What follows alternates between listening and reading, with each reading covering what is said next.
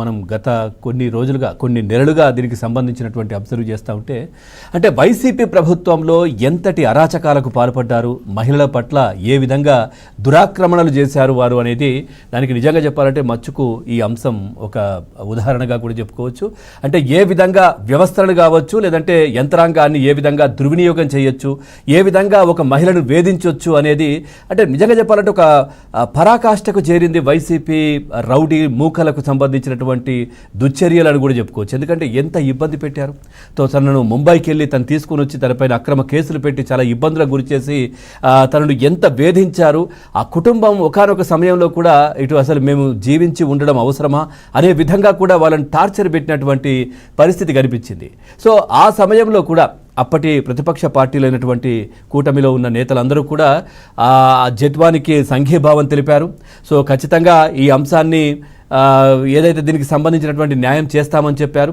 అదేవిధంగా దీంట్లో ఇన్వాల్వ్ అయినటువంటి వాళ్ళని కూడా ఖచ్చితంగా అరెస్ట్ చేస్తాము, శిక్షలు వేస్తామని చెప్పినటువంటి పరిస్థితి కనిపించింది.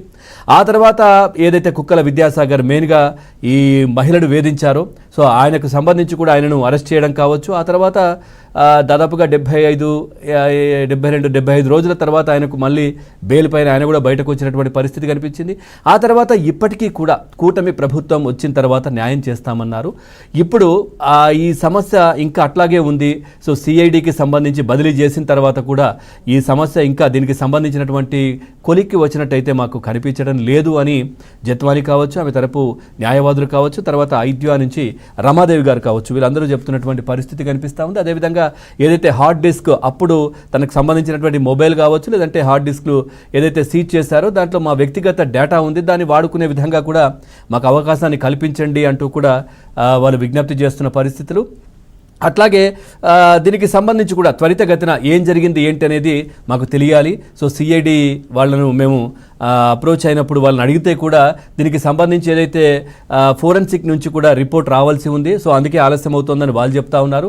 కానీ ఎందుకో ఇంకా ఆలస్యం అవుతోంది. సో ఏదైతే ఇప్పటివరకైతే మనం చూసినట్లయితే ఆయన ఎవరైతే ఐపీఎస్ ఆఫీసర్స్ దీంట్లో ఇన్వాల్వ్ అయ్యి ఉన్నారో వాళ్ళను ఏదైతే దానికి సంబంధించి కూడా వాళ్ళకు సస్పెండ్ చేయడం కావచ్చు, ప్రస్తుతం ఇంకా వాళ్ళ సస్పెన్షన్ను పొడిగించినటువంటి పరిస్థితులు కూడా కనిపించినప్పటికీ కూడా పోలీసులు ఇన్వాల్వ్ అయి ఉన్నారు కాబట్టి ఇంకా ఈ కేసు ఏమైనా ఆలస్యం అవుతుందా, ఏమైనా వాళ్ళు ఇన్ఫ్లుయెన్స్ చేస్తున్నారా అనే అనుమానం కూడా మాకుంది అంటూ కూడా వీళ్ళు మాట్లాడుతున్నటువంటి పరిస్థితులు కనిపిస్తూ ఉన్నాయి.